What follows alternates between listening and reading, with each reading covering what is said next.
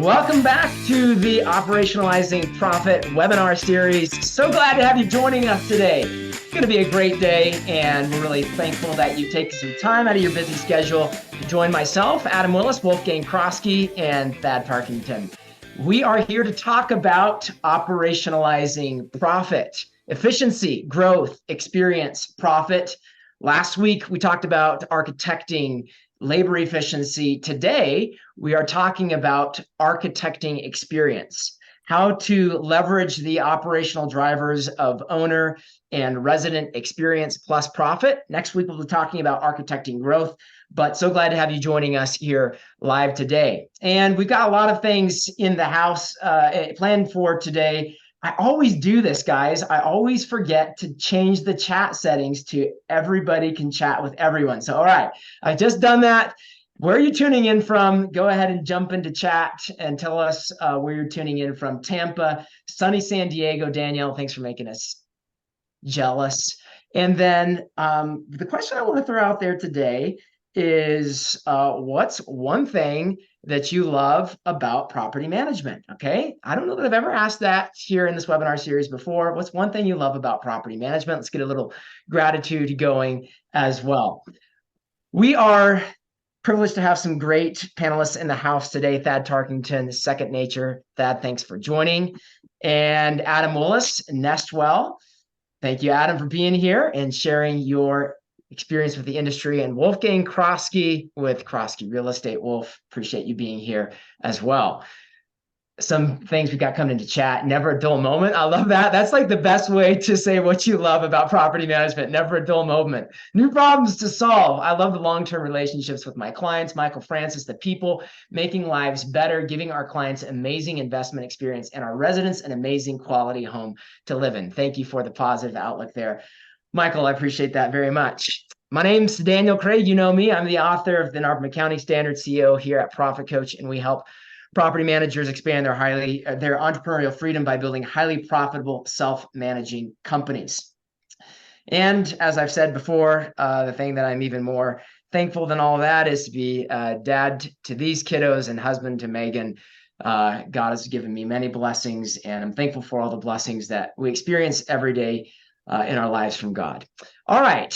Questions, if you have them, drop them in the Q&A box. That's where we'll be answering questions as we go along here. It's hard to keep on top of questions if you're putting them in chat, so be sure and drop them in the Q&A box. As always, we are here to facilitate transformation in mindset and thinking to help you go from financial fog to financial clarity, from gut-based decision-making to predictable forecasting, and ultimately from mediocrity to benchmark success. Are you guys ready to talk about architecting experience? Can I get a little energy in the house from the panelists? Somebody just, you can, oh, there we go. Thank you. Oh, yeah. All right. How to leverage operational drivers of owner and resident experience plus profit, architecting experience. I want to throw up a poll to get this conversation kicked off today, because I want to come at experience from a very specific measurable approach today. There's a lot of talk about experience, and that's good because it's very important, but what do we mean by it? And specifically, how do we measure it? We're going to throw up a poll in just a moment, but the context for this series and for this episode is the financial benchmark study that we did last year. And looking at the fact that when it comes to profitability, the average in the industry is 11%. The top 25% of performers are doing 32% profitability. And we ran the numbers to understand what the average company is losing out on in terms of profit as a result of the gap that you see there on the screen. And the average PM is missing out on $195,000 of profit every year. We want to understand, why is that the case? And I believe that the answer to that question really comes back to understanding what is the 20% of what you do that creates 80% of your value. So much of our time is focused on process and activity, but what is the right process? What is the right activity to be focused on that creates value and ultimately drives profit in your business? Too many PMs operate without a real-time connection between day-to-day processes, value creation, and bottom line financial performance. And that's the connection that we're trying to forge in this webinar series by looking at profit in terms of four aspects of the day-to-day of your business: process, execution, experience, and growth. We're trying to operationalize profit and profit thinking in those four areas. Today, we are focused on experience with these fine panelists, and let's dive in with that poll. How do you know if you are generating a high value experience? I'm going to go ahead and launch the poll here. How do you know if you're providing a high value experience? Go ahead and select the answer that you think is the most important indicator. Revenue per unit. In other words, if you are charging a lot and people are willing to pay a lot, then you're obviously providing high value. Unit churn, Google or Yelp ratings, resident lifetime, profitability, organic unit growth, organic referrals, satisfaction scoring, or surveys, or something else. Go ahead and throw in your response to that question. While you're answering, I want to tell you a story. It's Adam's story, but I'm the guy that makes Adam's dashboards, so I have the story to tell with Adam's numbers today. And as I was thinking about preparing for this webinar series and answering this question, how do you know if you're providing a high value experience? I think that there's three things that I've observed about Nestwell over the last 3 years, three trends that help us answer this question. Number one is growth. Here's a look at Nestwell's growth over the last 3 years, from about 400 to just under 1,000 units today, with two small acquisitions right here and right here, but tons of organic growth in the process. And so when you look at the value that Nestwell is providing, the first thing we see is that people are coming. People are coming to Nestwell. Number two, when we look at Nestwell's churn charts over the same time period, you see a net decrease. Back here in about 3 years ago, we were at about 15%. Then we hit the hot real estate sales cycle. I think, Adam, you lost a multifamily portfolio or something right in here. And then that cleared out of the system. And now we're right at the benchmark, the NARPM benchmark, at about 10% churn. So the second thing we see is that people are staying. And then the last question is, well, is Nestwell making any money? And I'm not going to tell you how much money they're making, but here's a look at the profitability charts from Nestwell over 3 years. Over the same 3 years, they've gone from roughly about 12% profitability to about 27% profitability today, which means that they're profitable. So I'm going to throw this out to you as the answer to the question, how do you know if you're providing a high value experience? And panelists, I'd love to hear some of your thoughts on this. But the premise I want to throw out, and you guys can pick this apart, is the idea that organic growth plus retention plus profitability equals a high value experience, or at least that's one way to know. Because if you have growth without retention, that could just mean you're good at sales and marketing. If you have growth and retention without profit, that could just mean you're cheap. But if you have growth and retention and profit, it means you're providing real value that people are coming for and staying for. I'm going to open it up. Wolf and Thad, you probably are more objective than Adam on this one. Thoughts? So I can say for a long time, we were bullet number two. Like, Yeah. we were growing, we weren't having any churn, life was great.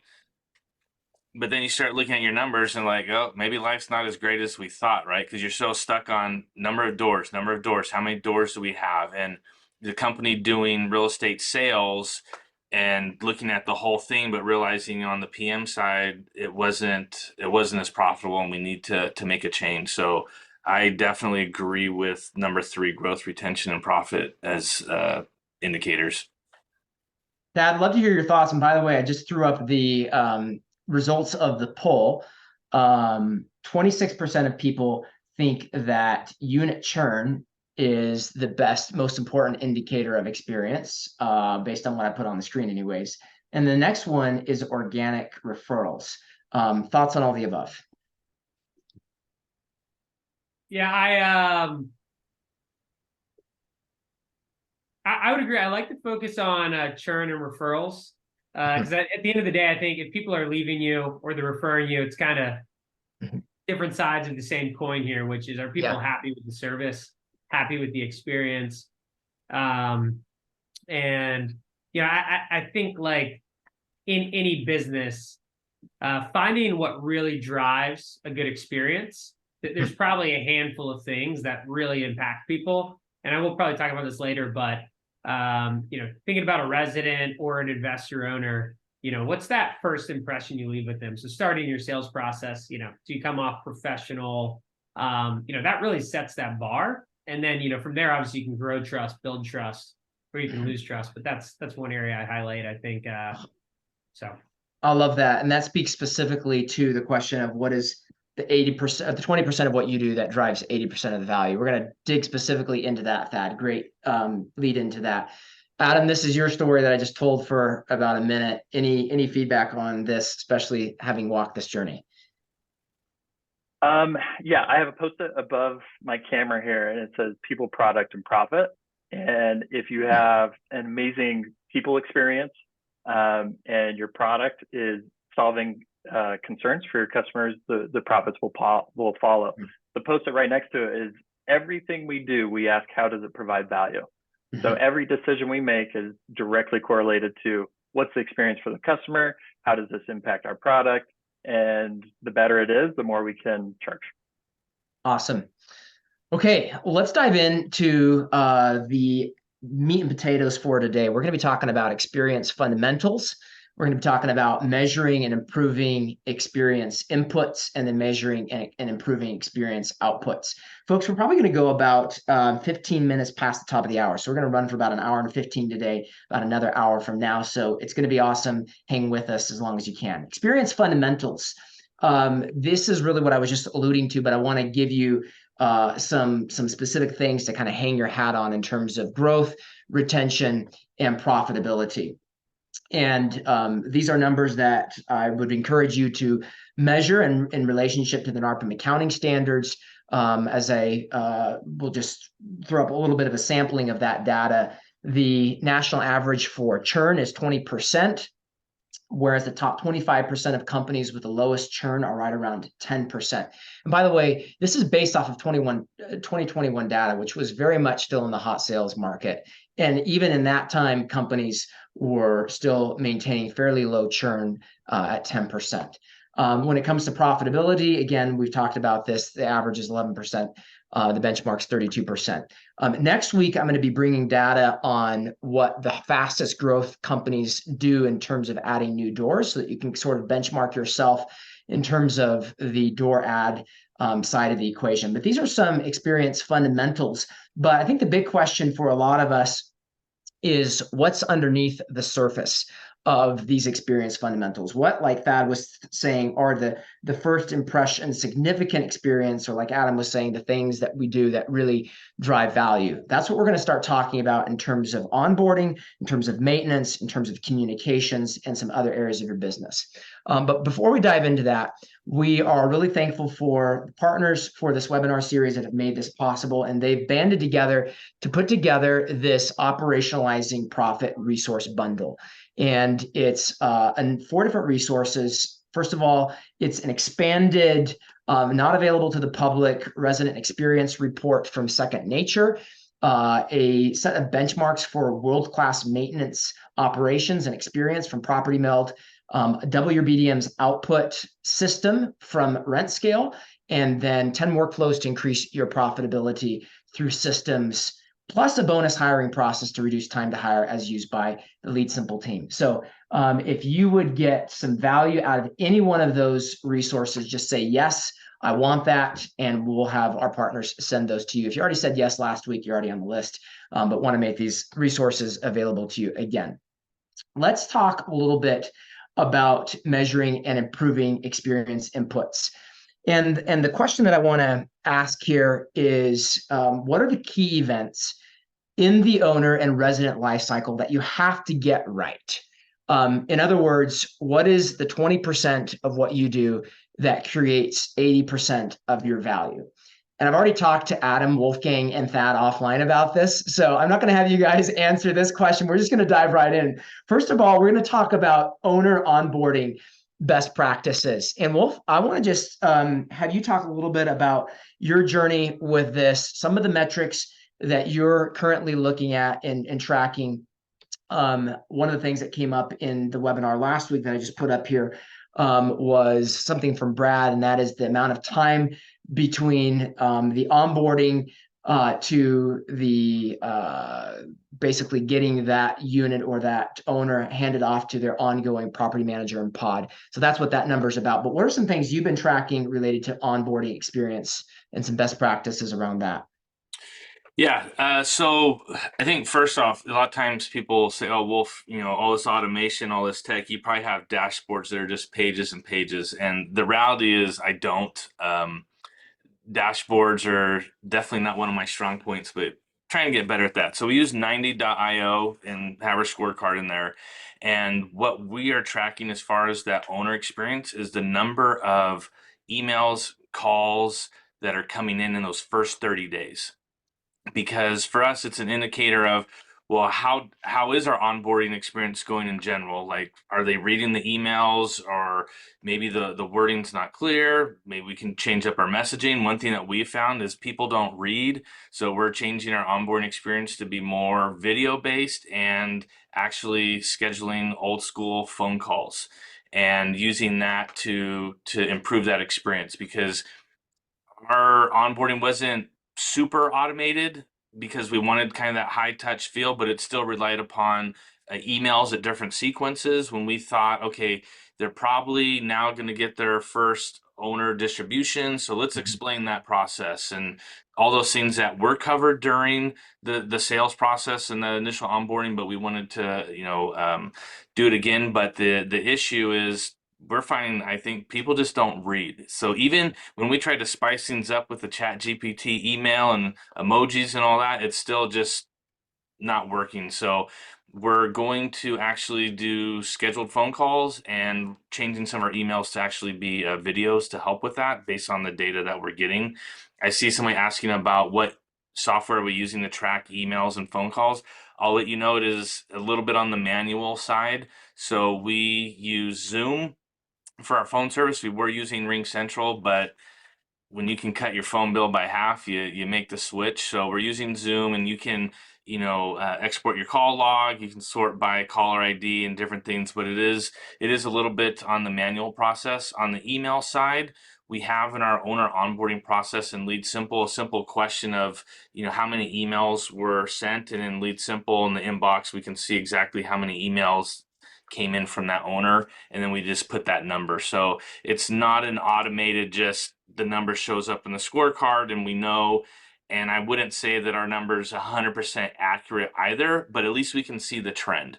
And the other question that we look at is, okay, for those that did call or email, what did they call or email about? And using that as a way to enhance that onboarding with that. So that's, I think for owners specifically, that's what we track. For tenants, we look at number of work orders submitted in the first 30 days. That lets us know, did we have a good turn? Did we catch everything we're supposed to? Was it turnkey like we promised? And also we get those tenants that they submit a non-work related service request. How do I do fill in the blank? And using that to improve the onboarding experience. That's awesome. We're going to dive a little bit more into the resident side of things a little bit more as well. Yeah. But Adam, when we talked prior to this webinar, you shared some really fantastic things just in terms of what the sequence or best practices that you guys have surfaced in terms of creating value in this high value moment. I'd love to have you unpack that and just tell us a little bit about what is the overall process and some key things that you find make the process sparkle. For owner onboarding or residents? Owner onboarding, yeah. Yeah. The overarching theme is being able to anticipate the need, right? So addressing the question before it even comes in. So when Wolfgang's like, hey, how many emails did we receive for the client? We want to proactively address the need before they even know they have it, right? And that's part of that's ease of doing business. So our owner onboarding is from the second the deal is closed, we have a owner onboarding specialist, that's their full-time gig. And there is a 90-day process. It's broken down to 6 different phases that we are engaging with the homeowners and saying, this is what you need to do. And it starts from like a welcome call, a welcome phone, email, and saying, let's schedule your onboarding. Let's get together. I'm going to walk this through and make it as easy as possible. And there's major components that happen, right? Like you immediately, someone who signs with you, it's a big contract, they're trusting you with a $500,000 house or whatever, and then you ghost them for 12 hours, they immediately have buyer's remorse. What have I done? I haven't heard from anyone. And these are all the feelings that they're going to experience. So buyer's remorse. So we quickly get in contact with them, schedule the calls. We paint a picture. Hey, this is a 90-day process. This is when you're going to get your first owner draw. So let's go through this, get utilities scheduled. Let's talk about when we're going to communicate when your property is rent ready, expenses around that. We're going to be talking about, let's see, when the property is vacant, how many leads we've received, what's the impression that we've received from like inquiries on the property, what's the feedback, does it smell funny? And we're engaging them once a week in that regard. And we have kind of a hub saying, your property's on the market, here's the leads, here's the applications, here's qualified leads, and here's the lease signing, here's the move in. And it's this huge hub or spoke of lots of people talking to my owner onboarding specialist, who then conveys the messaging to the homeowner saying, this is what we're doing. This is how we're providing value to you. That's awesome. And one of the things that you mentioned to me, Adam, is, and Wolf, you alluded to this as well, is personalized videos in the onboarding process. What I was expecting you to say was, yeah, and we have all of these pre-recorded videos that explain their statement and when the first owner draw will be and how to use their portal. But then you're like, no, they're personalized videos.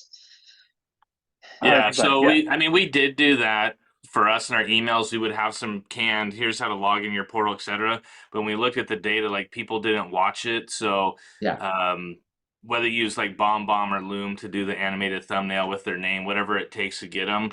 But it really, if you think about the time it takes to write an email or the time it takes to have a phone call, let's just say phone call 3 minutes.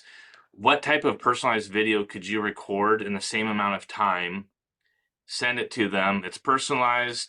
It makes it easier. You can make it systematic. You can record it whenever and send it whenever. So, I mean, I think it's a good blend of automation with personalization. It's awesome. Thad, you honestly alluded to this kind of in your opening comments, but anything you want to just throw into the owner onboarding best practice conversation, and also resident. We'll start pivoting to resident. Yeah. So a couple things I heard that I would highlight is it's not as much about what you're saying or what you're sharing, it's what they're hearing. And that's one thing I love about, a phone call. And obviously there's things from scale. I'm not recommending that carte blanche, but if you get on the phone and you're talking, they're hearing, they're taking in that information. And ultimately, when I look at like the investor side of this equation, if you remove highly emotional events, they will probably stay with you forever and make them money, right? Like if those two things are happening, no spikes in their emotions, their cash flow or whatever is coming in, they'll be happy. And so like so much of what I look at is, and Adam, you nailed this. Like when someone signs on, it's like if the onboarding experience is great, suddenly they have buyer's remorse. But as you think about like every the life cycle of an investor, every time you have to reach out to them with bad news and need approval on a maintenance, or this didn't go as planned. If you track all those and start to inventory them and say, okay, what are all of these things? Just know, if you think about like, I'll use the trust bucket, but it's like your satisfaction bucket. Every time one of those happens, you lose a little bit, right? And it's really hard to give them something good in there because they're expecting you to perform well and they're expecting to make money, right? They hired you to not be involved often. And so, I think that's like where I'd start is what are all those touch points? How do we get ahead of them? To Adam's point, preemptively solve these things. And then, there are different operations, products, services that can smooth out those emotional events. I think if you're doing all that, then it's how do you be proactive and say, okay, how do we actually have a call to talk about what's going well? How do we share information? But that would be kind of my key highlight is think through all those touch points and like, is every touch point is strengthening the relationship or is it weakening it?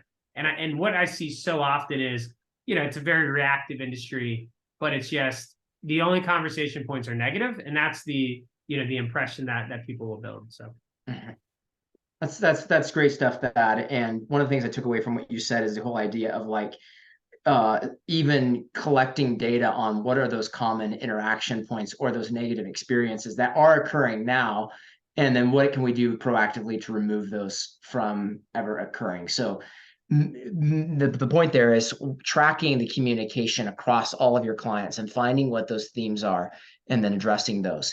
One of the things that I want to do is talk a little bit about resident onboarding. And Adam, you shared something with me that was just kind of like, hey, is it that just seems so expensive? Like, can't believe you guys do that with your residents. But talk a little bit about what the resident onboarding process looks like for you guys. Yeah, resident onboarding, it begins with having stellar showing people who are meeting people at the properties, showing them in person, turning on the lights, turning on the heat, all the way through. We then meet them when they've gone through the qualification process, and we're getting 5-star reviews along this whole thing. Application process is absolutely dialed in. We have teams working 24 hours a day to get the application qualified and communicating with them and proactively getting documents. Here's where it gets really expensive for me is we meet the people at the property. We video the whole home. We say, hey, we've documented everything for you. You're welcome to do your own documentation. Let me take you on a tour of your new house where you're going to be bringing your firstborn child home to, right? So we walk them through the property. We educate them on where the water shutoffs are, how to run the sprinkling system. We say, hey, look, it looks like something is wrong. And that's like so we have a property condition form. We kind of put some notes on it for them saying this is how you fill that out. But it's a much high in-person interaction with them to make sure that they're having a fantastic experience that they're moving into their brand new home. So we always say, hey, welcome home. We have gift bags that are getting more and more robust with lots of necessities that they need for their first night and their first week staying there. And we just really want to, like, an ounce of prevention is worth a pound of cure. And so we front load that relationship through meeting them at the property and doing everything under the moon to really take care of them and making sure they really don't want for much. Now, it's not perfect, but we're aspirationally trying for that. And it garnishes a ton of goodwill. And we're not getting calls saying, hey, I have a flood. What do I do? They know because we've educated them how to shut off the water. So it's a very expensive, labor-intensive thing to move all of these people in every Friday and Saturday is when we do our move-ins, but it pays huge dividends on the back end. What are some of the implications of that to like the ongoing relationship with the client around things like inspections? Yeah, so after the same person who does the move-in, who showed them the house, moved them in, we go and we walk all of our houses quarterly. And so that same person is now showing up. Oh, hey, it's Katie. She's from Nestwell. She's coming to walk my house with me and just check on everything and see if there's lease compliance issues, maintenance issues, or whatever. So we're walking that home with them. So usually that's a massive point of contention where most property managers have just leaned away and be like, here's an app, just go ahead, do your own inspection. We're like, no, we're coming here, we're building relationships. And the byproduct of that is a lot of those residents are staying longer. So the tenancy's way longer. Or they're buying houses from us, or they're baking us cookies when we show up. Hey, it's time for your quarterly inspection. I'm showing up, and they're like giving us treats, and we're like breaking bread with our residents now. That's awesome. Like you turn the inspection from this like, oh, they're coming to spy on me to like my friends are coming over for cookies. That is absolutely really great. Wolf, you mentioned a little bit about the work orders in the first 30 days. Can you just unpack that one a little bit more? Why is that important in terms of resident onboarding and anything else you guys are doing on the resident onboarding practices? Yeah, absolutely. I mean, you think about the last time you moved, right? You got the stress of packing up all your crap, sorting all your crap, saying goodbye to neighbors, changing your kids' school, changing utilities, like this long list of things that we don't think about on the PM side because we don't have to deal with it, right? Like maybe we own our house and we haven't moved in 20 years, whatever, and we forget. And so you have a tenant who's going through this whirlwind of life-changing events and steps, and you're going to ask them to read this really long email with all these details to define their gate code. Give me a break. They're not going to do it. They may not even have internet hooked up yet, right? So sending this long email with all these things they're supposed to do and then harassing them because they didn't turn in this stupid form within 3 days that's important to you. And they're like, screw you. I got more important. I got to get my kid in school. Like that's my priority right now. And then you add on top of it, the one toilet doesn't flush, we just moved in, or the ice maker's not working, or the carpet I thought was getting changed in the bedroom's not. And, so it just really compounds things. So now they're stressed and now they're pissed. And that's like the worst combination ever. And so what we found is if we can make it, I can't help them with their school registration. I can't help them with a lot of things. But if I can make it where when they move in, it truly is turnkey. There's nothing else they have to do. Everything we promised is done. Everything's working. It just makes things a lot easier for everybody. And what we're noticing, and I'm trying to get real data because right now it's just anecdotal, that rest of that lease and that lifespan with that resident is a lot better based on that first 30 days. Like that really kind of sets the tone of, oh, they're just another management company. They promise stuff and it never gets done, right? And it's where if they move in and it's just rock solid, it just makes the world different. So we're using that because we try to, how can we measure that first 30-day experience? And as a company, we felt, work orders is a way to do it. It's easy to get that data out of AppFolio. It doesn't take a data engineer to give us that number. Any one of us can access it, and we felt that we could really control that that outcome. So that's what we're doing right now. Are all of our move-ins stellar? No, we've dropped the ball on a couple, but at least we know what number we're going to use, how we're going to get there, and our goal is 0. It also then helps us to pick better owners because we know that at the end of the day, if an owner's not willing to do certain things, that's going to come back on us, right? The owner doesn't get the bad Yelp review, we do. So if we have an owner that's not going to get the property to the condition we want, do we really want to work with them? So it's really been helping us a lot. So That's awesome. Thad, I know you guys have done a lot of research and work on resident experience. What are some things that you guys have found to be particularly important in the initial leasing process, specifically and resident onboarding process up front? Yeah, so I would say when I think about resident onboarding, one thing that's true is there's a million edge cases, and if you try and say like everything's going to be the same or everyone will operate the same and we're going to run into the same scenarios, like that's just not going to be true.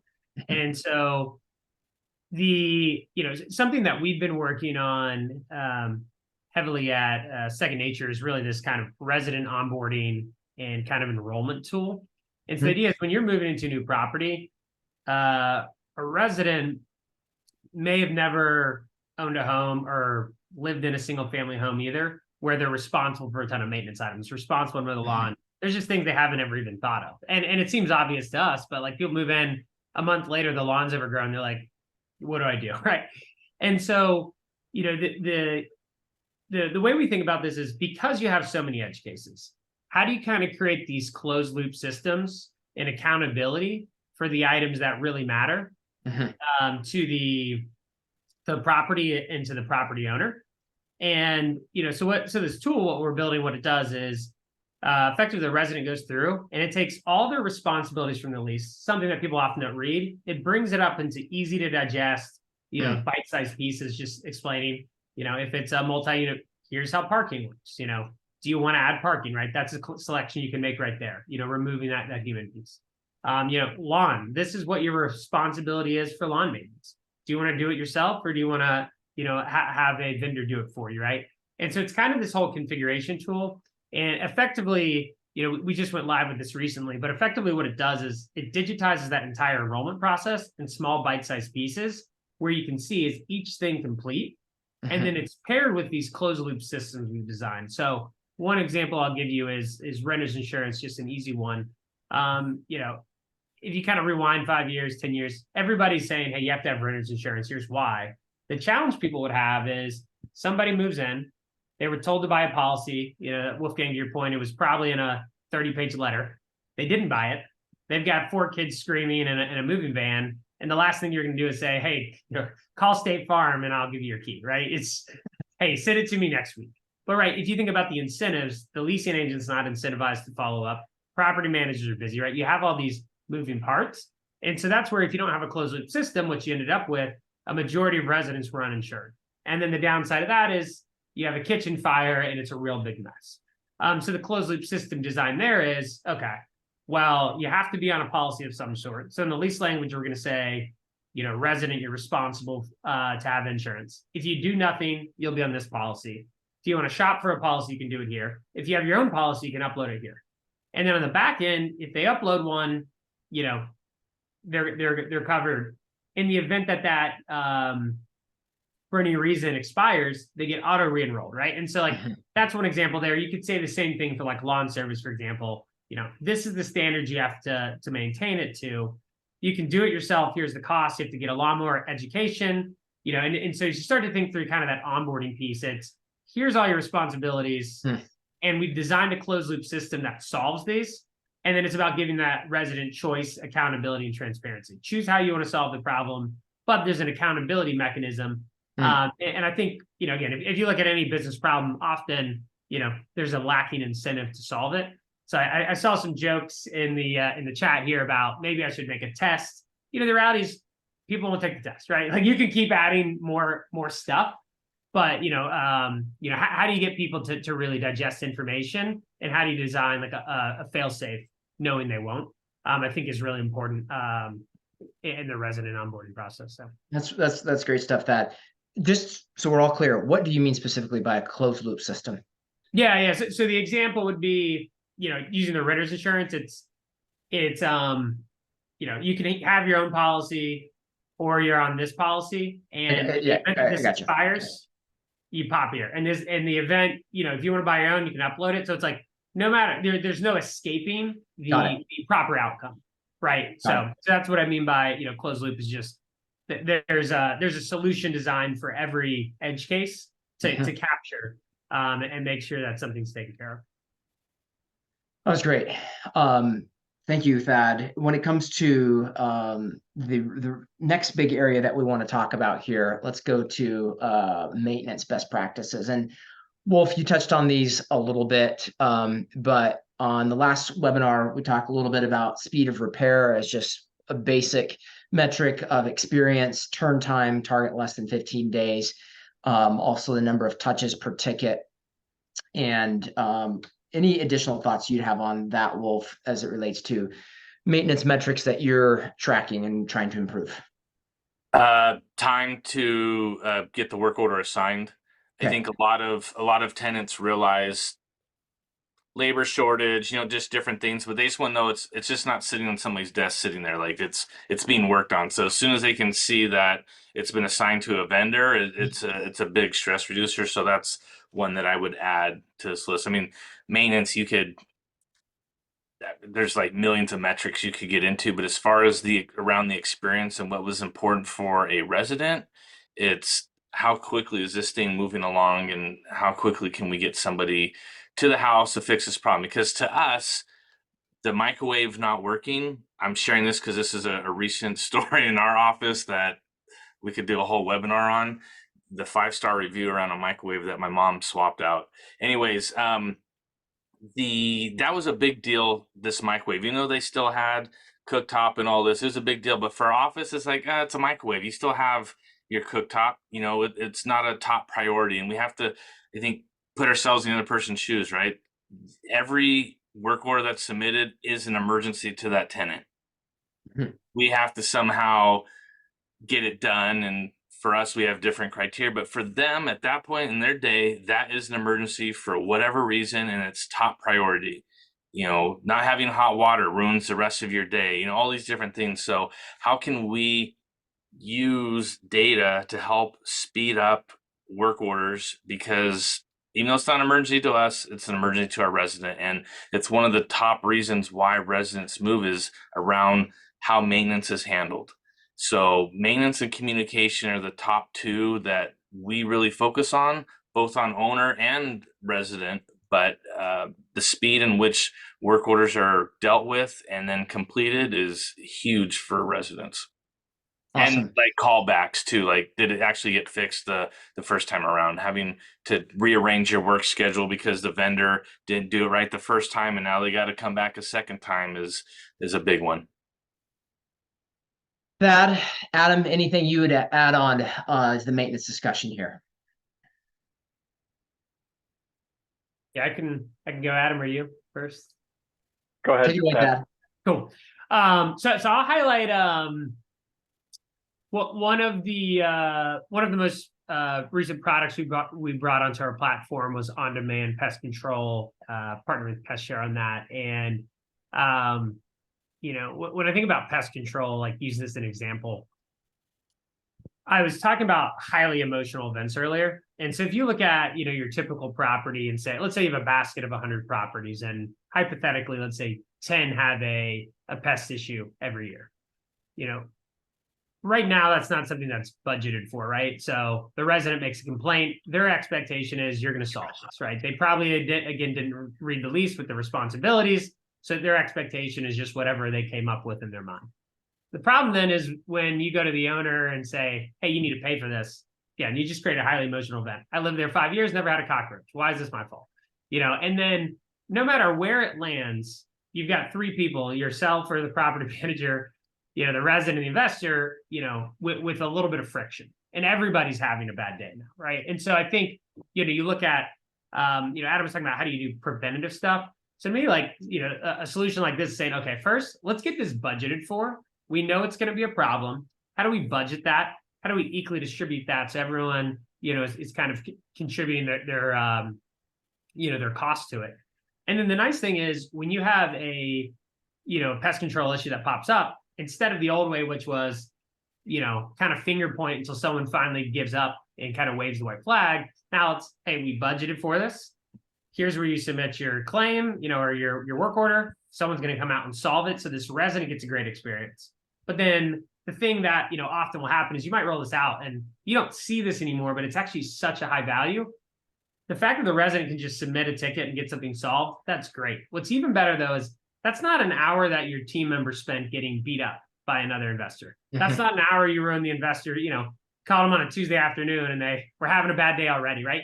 Those are the things that make them go, gosh, wouldn't it be easy just to sell this and go into something else, right? And so I think about like, how do you look at, again, like what is any touch point you've ever had? It could be maintenance oriented. Obviously, we have some other things around filters and things that like all focused on how do you reduce maintenance, which in turn reduces those emotional events for your customer and makes them a happy customer. So that's just kind of one example I'd give. And, you can apply that to any problem you're having in the business. So Proactive, right? Proactive. Adam. I was just going to say, I alluded to this, the property condition form. So that which the resident submits, 3 days, 7 days after they've occupied the home, that's really a quality assurance, quality control component for us. If anything that comes in on that list that should have been caught by our turnover team, like our internal team, or a third-party vendor actually doing the work, we have a problem. We talk about it with that vendor and we say, why did this happen? And how we do a root cause analysis and make sure it never happens again. So it's just mostly the tenant saying, hey, the house isn't perfect, and they're taking it as is. But if they miss something that should have been caught, that's a problem for us. Adam, I can't remember if you mentioned this, and maybe that's what you were just saying, is that when the person does the initial walkthrough and move in with the tenant, that's an opportunity that you also have to do a 2-for-1 and get on site again after the move-in and make note of anything as another set of eyes on the move-in, on the turn, to make sure that anything that still needs to be addressed is getting addressed. Can you just unpack that for a second? Yeah. the turnover right before a resident moves into the home, we have a turnover process that ends Friday around noon. We pre-walk the house. We video the home in really great detail, which is immortalizing the condition of the home so we can use it for security deposit dispositions in the future, correct, right? So that gets done. We move the tenant in and we walk through the property with them, and they might catch something. Maybe they have a better eye or whatever. And we can not only manage expectations like, that little ding in the wall, well, it's not a brand new car. It's not a brand new house. There'll be nicks and dings in it. So we can manage expectations, because there are certain things that we just will not do. It's just normal wear and tear. But if something is wrong, we can quickly address it, because we're all on the hunt to deliver a really great experience. And then that person who's doing the move-in is asking for a 5-star review at the end of that interaction. So they're very concerned, saying, oh, your microwave's broken. We should have caught that. They own it and they can report it. And we have a direct connection to get that vendor back out and have it fixed before they actually start moving stuff in. Does that unpack it enough for you? Yeah, that's awesome. Okay. Adam, this one is kind of, I think, addressed specifically for you, this question. All of these move-in processes, this is Thomas, seem amazing, but how can you afford to do this? I'm doing the math in my head and I can't think of how I could pay for someone to do all that on the move-in. One, it comes with time. Two, I think it's knowing your value, right? Like, it go back to the overarching theme here is, are you doing things that creates values for your residents and your homeowners, your two shareholders? And the answer is, yeah, when you know your value, you can start charging your worth, and that generates income and that generates profit. And what you do with that profit is you're reinvesting and deploying more people to deliver on your overarching theme, which is deliver a great experience to your residents and owners. Does that make sense? So it's a work in progress, right? Like, you can't have a team of 80 tomorrow, but yeah, you're going to be wearing lots of hats on hats, but slowly you will niche down and saying, this person just does onboarding, this person just does this. So it comes with scale. That's one of the byproducts of scale. Yeah. And I'm not saying this is true of you, Adam, but it also helps to have a revenue per unit that's over $300 to make this possible. Right. So like, that is this is the bigger pie dimension of thinking that we're talking about here, creating more value, and people love it. Nestwell's got a 4.7 on Google and people are willing to pay for it. It's a cycle. What's your process to make sure you're not having work orders come in? Wolf, I'll have you take this one. I feel like our list is comprehensive, but we are struggling to get the number down. How long does your property inspection take? What do you do? When do you do your final walkthrough before moving? A lot there, but I think the basic question is, what's the process for minimizing work orders? Yeah, so I think the one that we notice is identifying what are those work orders coming in? Do you identify any trends? We found that we had tenants submitting non-work related service requests about, like, how do I access the common area, or, things they saw in the portal. And I think it's partly because of Appfolio, how they call it a service request, not a work order. And so they treat it like a concierge. So we were able to identify what are some of those common work orders that were coming in the first 30 days, and then looked at our onboarding to see how can we address that. And we noticed that for the HOA properties and HOAs, we tended to have more. And we realized that our onboarding, the messaging was pretty vanilla, and we didn't have any specific to the HOAs. And so what we've done, by using conditional logic, we have some additional messages that have HOA specific. How do you access the gate? How do you add your name to the directory? How do you get your access to the pool and stuff like that? That cut down a lot of those calls. The other ones that we've done is we actually have 2 sets of eyes that will take care of the property before move-in. So we have the maintenance side, they have their checklist, they do their thing, and then we send the property manager out to do a final walkthrough. And we actually put the onus on the property manager when there's a work order submitted, not the maintenance department, because they were the second set of eyes. So that has helped quite a bit. We use the inspector, which helps organize those inspections and keep them consistent. The other benefit to having those on digitals, it just makes it easier to share things. As far as the time frame to do a move-in inspection, it's about an hour and a half, I would say. One thing that we're flirting around with, so Adam was talking about that personalized move-in and showing them water shut off and all of that. That water shut off is not going to change year after year. So when we onboard a new property, we're actually starting to make customized instructional videos specific to that house, and then we don't have to do it again. I don't have enough data to say whether it works or not, but that's how we're going to tackle that, because the generic welcome to your new property long email with everything is garbage. It just doesn't work. So Back to Thad's point, you're talking, but they're not hearing. All right. That's awesome. We're going to touch briefly on overall communication best practices. And we won't spend a lot of time on this, but a couple of metrics to put out here. Time to response target of under 12 business hours. I think this is true for both you, Wolf, and you, Adam, if I recall from our conversations. Yep. And then also another one, I think that came out of our webinar last week, was touches per ticket. Any things you guys want to add to these in terms of communication best practices? Any of you? I think one thing people see this are like, oh my gosh, less than 12 hours. So I know we're not supposed to talk about fees, but let's just say you have a tiered offering of services. You can take a page out of the software book and say, at the basic tier, we get back to you in 48 hours. The medium tier, 24 hours, and then our top tier, 12 hours. So now you have that additional revenue to make some of these things happen. And it makes it easier. You're also not offering it to all of your doors. So that helps, if you're just starting to look into what they call like a service level agreement, SLA, where you're just offering it to your premium offering. So that's maybe 10 to 20% of the doors under management. And so it reduces that stress and that load that your team may have, and you can get better. And as you get better, then you can offer it to more of your doors. But a lot of these opportunities, like Mark was talking about, having a leasing fee that allows you to provide that value, you have to charge more. There's just no way around it, but you need to provide equal value for what you're charging.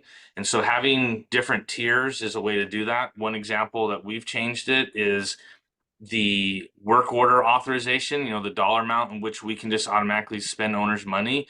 We've changed that amount based on what tier you're on. So you want to be more involved, Mr. and Mrs. Owner, in your work? No problem. You get to pay more. So there's ways to tweak things to give an owner what they want, but then you're compensated for it so you can actually make it happen.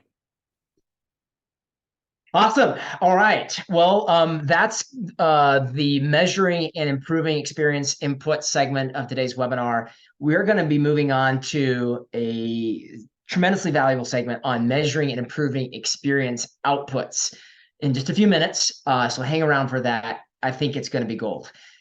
What is the significant thing that, well, I need to skip through some of these slides. I'm not sure where that came from. Let me skip through these. That's what we're going to come back to. What's the most significant thing you can do to improve your experience today? We've talked a lot of different things. What's the one thing that you need to focus on? We are putting together a tool here at Profit Coach to help you analyze your experience and some of the key interactions that you're having with clients, to understand where's the 20% of effort that can yield 80% of the results in improving your client experience. And we want to offer you an experience analysis call with our coaching team to help you discover how you stack up to the NARPM experience benchmarks of growth, churn, and profitability, and then help you analyze and architect your experience with our experience analyzing tool. And then ultimately from there, get help identifying your number one opportunity to maximize the value you create and ultimately the profit you generate, as we've been talking about. So we'd love to share this tool with you. How does it work? We need some financial information as well. So you send us a P&L for the last 12 months. On the call, we'll help you see how you stack up to these key benchmarks, help you get rolling with this analysis tool, and ultimately help you identify the number one opportunity you need to take action on from today's discussion. So no strings attached to that. We just love to get on the phone, help create some value for you around this topic of experience. with our experience analyzer tool. And if that would be of use to you, I'm just going to throw up a poll here that you guys can use to say, hey, yeah, reach out to me. Let's get that call scheduled. And we'd love to have that conversation with you. So just say yes to the poll, and we'd be happy to reach out and schedule that call with you. We are going to move to our Finance for Founders Spotlight. And today we're talking with Thad from Second Nature. And the goal for this spotlight for each one of these Operationalizing Profit webinar episodes is just to step back from the minutia that we've been talking about, which is all amazing, and think big picture for a moment about the mindset that profitable founders engage with when it comes to finance. So Thad, let's just break into it here for a few minutes and talk about some of the lessons that you've learned when it comes to finance. My first question for you is, as you've grown, as you've scaled, have there been any significant mindset shifts around finance as you've grown your company at Second Nature? Mute myself.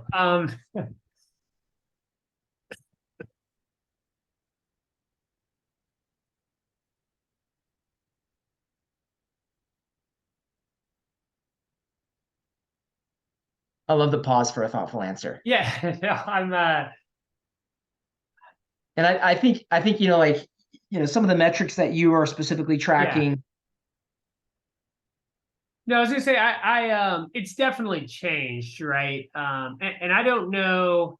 I would say it's changed because my view of finance, how it impacts the organization, has evolved as I've learned more, and but I would say when I look at like finance today, one of the mistakes I think I made early on, maybe rather than like how it's changed for the better. So I've learned more. Yeah, I think things that have improved is, early on, I'm a very optimistic person, and I think you kind of have to be in business.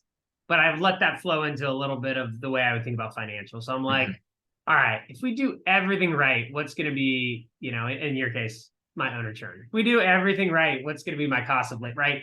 And then what you find out is you put yourself in a little bit of a, pretzel where you're like, gosh, this is low, this is high, and that starts to compound. So I think as I think about finance, one approach I've taken is from a forecasting and a business planning standpoint. How do you almost sandbag, and what's the conservative approach? Put yourself in a good position, but then you still have to attack those problems with urgency. And that's one of the bigger challenges is, if you have different goals, different things, people get confused. But I think that's one key piece. And then like the other one I would say is discipline. I know early on we built this kind of robust financial model with all of our revenue sources, all of our expenses, and a mentor of mine early on, they were like, this is the crystal ball of your business. Like, you're not going to want to do it Friday night at 8:00, but you've got to do it. Like, you need a P&L, you need a forecast, right? If you're going to plan. Now, look, if the business is growing 5%, it's a few people, like, sure, you can get away without it. But if you're trying to scale to the size of like Adam or, thousands of units, you've got to have a financial plan and understand, okay, when am I going to make a forward investment in new people? When am I going to make a forward investment in new software and process? And, so I would say, if you don't know where to start there, obviously I know you guys have a lot of great resources there, Daniel, but, like, Google. I don't know who can help you with a profit plan or financial forecast. No idea. So there's my paid plug. I'm kidding. But no, I really do like having the discipline to know, like, we're going to do this every month and we're going to look at our numbers. And then what you also realize, I like the saying, big doors swing on small hinges. There are going to be a few things in your business that are like, this is really driving, a lot of the outcomes. Maybe it's your pricing structure. Maybe it's the customer segment you're targeting, right? You might find, you guys see this all the time, but like, hey, these top 10% of my customers, they're 90% of my headache, right? So there's things you'll start to notice as you start to get dashboarding and views of your financials that will pop. And so, but yeah, I'll pause there and go into the next piece. But I would say discipline and really just doing financials, getting close to the numbers. Every business owner should be in their numbers. I love that. We're actually going to tackle forecasting in the next call with high integrity. But what I love what you said there, that is, it's like build a plan around conservative estimates, but go after the problem as if you were doing the BHAG forecasts with that level of urgency and courage. Fantastic. I want to just talk a little bit about investing in the business and thinking long term. Particularly, you talked in our pre-call. You talked a little bit about lifetime value, the focus on long term retention, and the opportunity to invest in service, and what you see as some of the pitfalls there with some approaches. Can you unpack that a little bit? Yeah. So I would say, I mean, this is really around finance. The section. But I think knowing your numbers is really important. In this business, it's a recurring revenue. It's a subscription model to an extent where, you have a customer come in and they're spending money over a lifetime. And, ultimately the decisions you're making in your business are going to affect that lifetime revenue. Your costs are going to affect, obviously, roll to your COGS, and then you're going to have your kind of lifetime profit. And so, some simple things to get started is understanding, like, if I have a customer that's spending $300 a month and they're going to stay, 3 years, well, that's about 10K in revenue, right? And if my COGS are 50%, that's 5K in gross profits. Like, you can say, okay, well, could I spend $1,000 to acquire a customer? Is that a good use of money, right? If you don't understand that latter piece, a lot of these questions on growth, where am I going to spend marketing dollars, sales, are hard to answer. Now, you're going to have second order questions of cash flow and payback period, right? Like, well, if it takes me 6 months to make that first 1,500, how am I going to fund that, right? But like, I feel like step one is getting into the numbers, understanding the business you're in. What are the key drivers? What are the financials I should understand? And don't be scared. Don't be scared of finance. Like, beat yourself up, but learn it. And then I think once you'll start to realize, like, the conversation shifts from, kind of trying to keep up on a treadmill of, I'd say early in finance, when we didn't track our books really well, right? Now we have a whole financing and things like that. But like, we'd get an invoice and be like, what's this? Where's this? Like, and it throws you off, right? So I think, like, getting your systems process is really important. But then once you understand all those levers, you can start to think really strategically about, hey, if I have 100 units, what would it take to go to 1,000? Do I need to invest in people? Do I need to invest in marketing? Can I handle the scale? And all of that should flow into a financial model as well. But one of the things you mentioned on our call, Thad, was that you've seen this challenge, like, in order to kind of maximize the lifetime profit, that there's this temptation to take a short-term view and maybe underinvest in certain things like service. Can you unpack that a little bit? Yeah.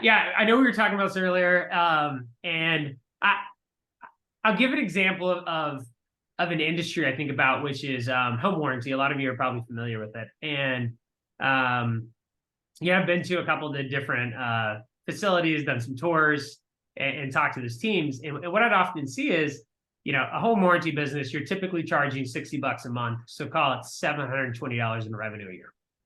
And you might be getting a few claims a year, at most, right? So let's just estimate each one of these phone calls for a claim is 20 minutes, right? So we're talking about maybe an hour a year. If you're paying someone $30 an hour to take that phone call, right? Let's benefit some other things. That's like a $35 phone call.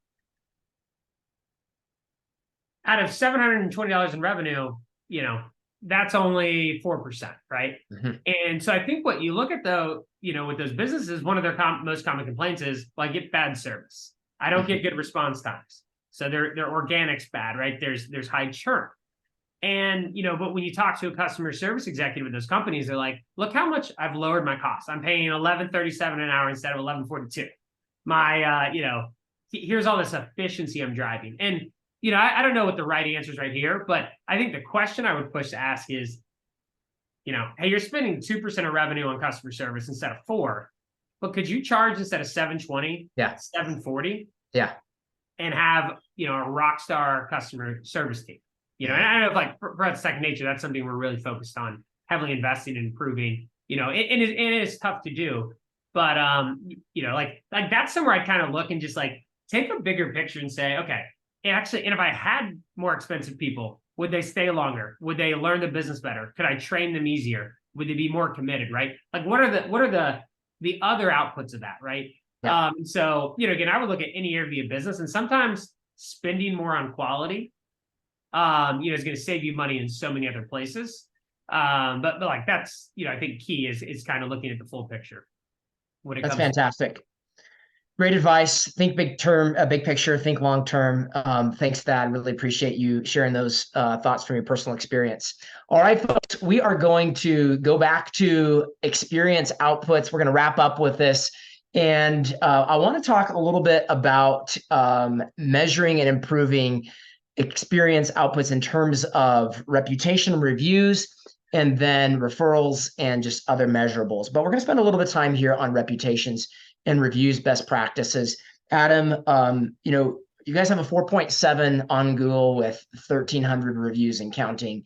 And I'd love to hear a little bit about some of the best practices that you guys have learned in terms of measuring and improving reputation and reviews and why that's important.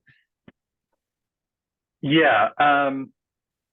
We have basically a constant pulse of any individual person on our team, all the way up to our culture as a whole, through asking for reviews. And so we have a team goal of X amount of reviews per year. We break that, a corporate company view, a goal, and that's broken down to each individual. And so each individual we know that has to ask for 10 reviews, to get one is kind of the math. And we will measure that. So their direct reports or their boss is going to be measuring that and saying, hey, how come you're asking for reviews and you're just striking out, or you're asking for reviews and you're getting them? And that drives change for each person on our team, because they have the accountability of someone watching them. They are also compensated for every review that they go out and receive. And that helps us make sure that that person is engaged and they are aligned with our corporate vision of getting a lot of reviews and driving customer experience. And so we have a constant pulse of who's asking, are they doing well, or are they failing? Why are they failing? And let's have conversations about that. And so they're tasked to ask and deliver a great experience, or they can't ask, right? So it's rooting out people who are teammates who just aren't willing to drive change or deliver that great experience. Our BDM, he happens to be on this call. I'm seeing her in the chat. She attributes the number one way that we grow probably to herself. She's an amazing person. But number two would be because we have such a stellar online reputation that when people are thinking of making any purchase, last time you bought something on Amazon, what did you do?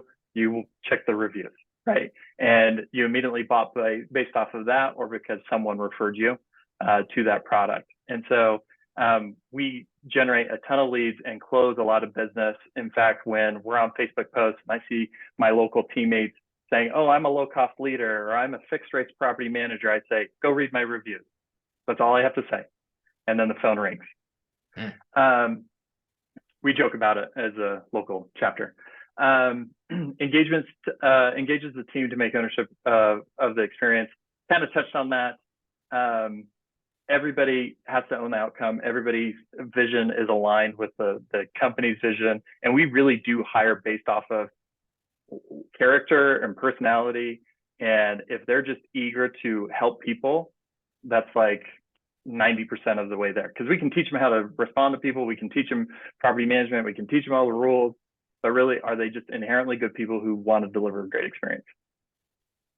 Adam, I think one of the things that struck me as being so significant and powerful about what you shared here is that, to be honest, like, we know that we can have a significant impact on the review the review rating in Google, right? Like, proactive measures make a difference.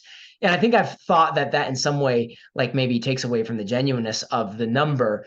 But what's significant to me about what you shared here is that just the mere practice of requiring your team to make the ask brings them into some accountability about the quality of the experience that they're delivering.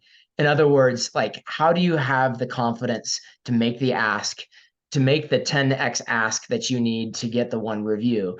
Well, it's actually delivering the experience yourself day in and day out. And so I love the way that this focus on reputation actually does drive change and proactiveness in terms of your team creating that valuable experience upstream of the review occurring. So super insightful. And I think this is honestly an underutilized opportunity for creating that community conversation around your experience and your quality that really does inform people's perception. Awesome stuff. Wolf, let's talk a little bit about, well, there's the metric, Google and other review platform ratings target 4.5 plus on Google. Wolf, let's talk a little bit about owner and resident. Actually, I want to skip to owner referrals here. Talk a little bit about how you guys are thinking about this at your company. So for us, the owner referral is kind of like that's the best, right? Somebody's willing to go out on a limb, tell their friend, neighbor, coworker that you need to use this company. We use them.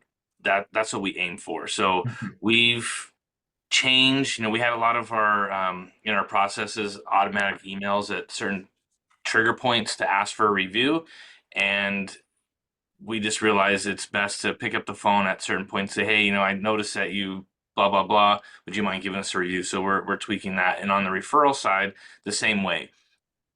Owner, hey, thank you so much for doing whatever, and just training everybody, like that is the time. You have like a 30-second window to say, hey, that's awesome. Would you mind sharing about us and getting a review there? And then, well, is there anybody else that you think could benefit from our same level of service, and asking for that referral?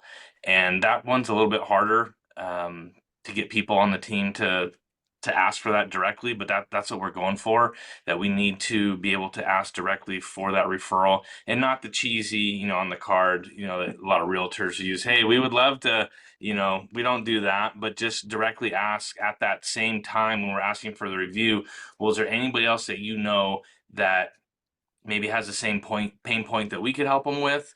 But just, being face to face on the phone and being direct and asking for that referral, because it really cuts out that sales process. Like when you're being referred and they finally call and say, hey, my coworker Joe told me about you guys, you don't really have to get into the sales pitch. You just have to reaffirm what they've already been told, because that trust has already been kind of established. You just got to confirm it and then close it. Awesome. My mentor, Steve Riddell, has said that organic referrals is the #1 indication of an extraordinary experience. So that is, in so many ways, the holy grail here when it comes to measuring the quality of your experience. All right, Thad, I just wanted to throw this up there. I know you guys have done some work on this. Can you give any just broad context around what these tools are and what you guys see as being meaningful ways to measure owner and resident satisfaction from a quantitative perspective? Yeah. So high level NPS is just a measurement of, is someone a promoter, kind of detractor? CSAT's your customer satisfaction, and obviously I think everyone knows what a survey is. So, first what I'd say here is, rather than try and do a bunch, I think doing one thing decently well is a good start. And if I were to look at these, I think an interesting one would be doing NPS. And you can do this, I would do this for the owners and the residents. And simply what is it, sending out a survey and asking them, hey, on a scale of 1 to 10, how likely are you to, refer the business, kind of your satisfaction.